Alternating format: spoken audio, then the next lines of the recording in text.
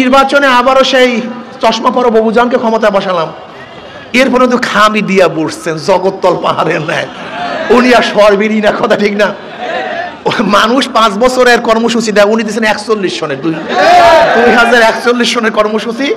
2041 পর্যন্ত আর কেউ কোনোদিন তাকে ক্ষমতা থেকে সরাতে পারবে না। কিন্তু আল্লাহর মাই আলমের বাবা আসলে ওনাকে ক্ষমতার থেকে কেউ সরাতে পারতো না। আমি মনে করি এটা আল্লাহর গজব, এটা ওলামায়ে কেরামের বরদোয়া, কোনো সন্দেহ নেই।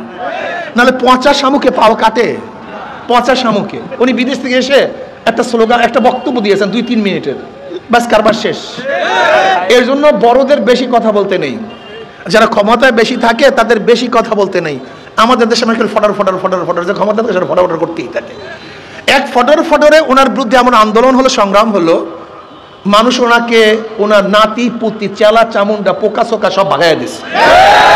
গোটা দুনিয়ার ইতিহাসে এরকম বিপ্লব হয়নি। এই যে কয়েকদিন আগে নেপালে বিপ্লব হয়েছে, চেলা চামুন্ডারা কেউ ভাগে নাই, কিন্তু শ্রীলঙ্কায় বিপ্লব হয়েছে, চেলা চামুন্ডারা কিন্তু ভাগে নাই।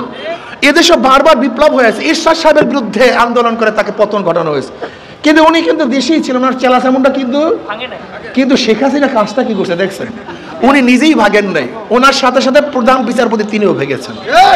উনি ভাগেন নাই শুধু, যে ডিজিএফ এর প্রধান তিনিও ভেগেছেন, সিআইডি এর প্রধান নাই, এমনকি মসজিদের যে ইমাম সাহেব সেও নেই, এমনকি এলাকার যে চেয়ারম্যান সাহেব সেও ভাগছে।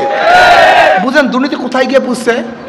ভেবেছিলাম বৈষম্য দূর হবে, মানুষ শান্তি পাবে, মুক্তি পাবে। এর জন্য মানুষকে বৈষম্য দূর করার জন্য, মুক্তি দেওয়ার জন্য, শান্তি দেওয়ার জন্য আমরা রাস্তায় ছিলাম।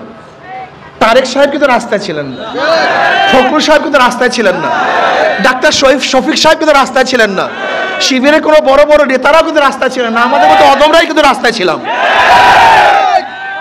রাস্তায় ছিলাম কিন্তু আমাদের মতো অতমরা। ধরে নেন যদি আন্দোলন সাকসেস না হতো, সবাই বলতো আমরা তো ছিলাম না, আমরা তো আপনার সাথেই আপা, কিন্তু আমরা কি বলতাম বলেন তো? সবাই